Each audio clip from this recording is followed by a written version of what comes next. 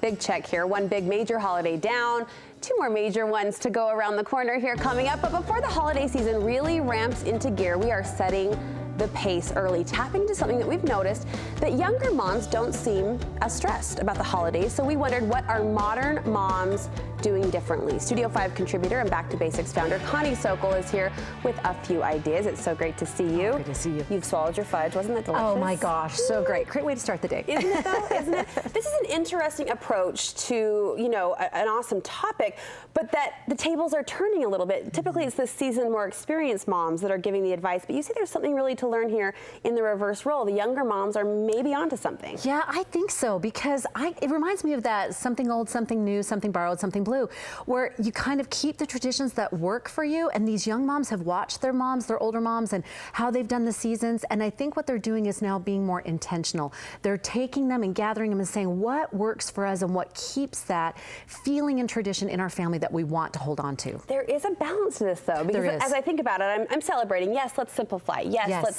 let's do pull what really matters and what's meaningful. Right. However, I think back to what my grandma did for Halloween. Yes. She put together these elaborate treat bags for all of the grandkids, or what my mom does for Christmas, a big breakfast and matching wrapping paper, and those details mattered to me. Yes, and you remember them. And I remember them. And then in conversations with women, you hear them say, but I stress when I think about replicating that. It doesn't work for me. And sometimes I think in some of those things, we're trying to put a square peg in a round hole. We want that feeling is what we really want. We want that nurture and that care. And it's okay for that to shift over the years. We don't have to do it exactly the same way to get that feeling. So we can get the feeling while we simplify. Absolutely, absolutely. I like this term lighter approach. You say millennial moms are taking a lighter approach. What does that look like? Well, I think that just what we're kind of saying is that they've seen their mom do the big spreads, and they've seen the stress and the behind the scenes, and they've seen that she hasn't always been as present as they would want her to be. So now they're giving themselves permission to be that intentional and make it more organic, more authentic,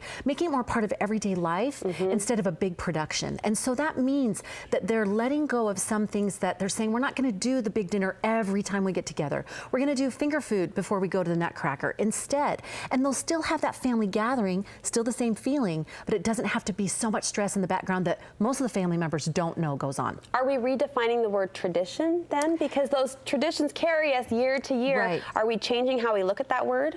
I think so, and I think what we're trying to do is take out a little bit of the stress that goes with it and keeping the joy, keeping the feeling of connection.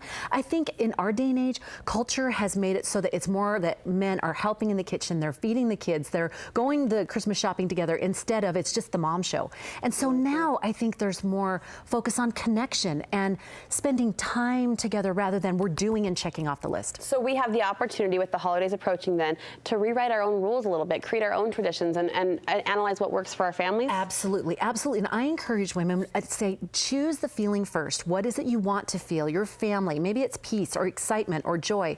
And then after you've chosen that feeling together as your family, then look at the traditions that he's brought to his family, you've brought to your family, that you have, and you say, which ones are going to make us feel that way for our family and work for our circumstances this year? Then it's all about making that happen instead of being stressed about trying to reach this ideal that is just not even possible. It's letting go of expectations that really are not going to work. Are there any traditions you've let go of in your home that actually have been a good thing to say goodbye to that particular activity or event? Yes, we do not fly home for Christmas anymore because the flying was so stressful. And then by the time you get there, you're haggard, you're tired. It's been horrible. Flights have been missed or canceled. So we just don't fly anywhere anymore. You're home. We're home. We are home for the holidays. And I'll tell you, that has shifted us. It's nice. I will say, as I kind of analyze what my girlfriends are doing well, I think, as far as holiday preparation, maybe they fit in this younger mom category, I suppose, but they are getting a jump start early. And I know people roll their eyes like, please, let's have Thanksgiving before we say Christmas. But is there something to maybe being more prepared that allows you to be less stressed? Oh, yes. And in fact, when I'm talking with women, one of the things that I recommend is I call it in the hopper. And that's before the season starts, I do my 3-step plan, and then I have in the hopper meals, gifts, cards, gift cards, things that I have in my pantry or in my, we call it the secret closet, the gift closet, that I know are right there. We have our Stevens cocoa. We can put a bow bow on. It's meaningful because this is our tradition. We love that with biscotti. Sure. But we can give it to someone. Or I love the Krusteaz pumpkin bread mix. Costco, not a promo. But I love it because it's got 4 bags. I can do it with my little 4-year-old. We make a double batch, and then we can give it to people if I need something at the school or to a friend. I've got 3 to 5 meals that I know. I've got ingredients, and I can give you the recipes. They're easy. They're simple. A crock pot. Chicken tortilla soup. Oh, I love it with cornbread. It's easy. It feeds a lot of people.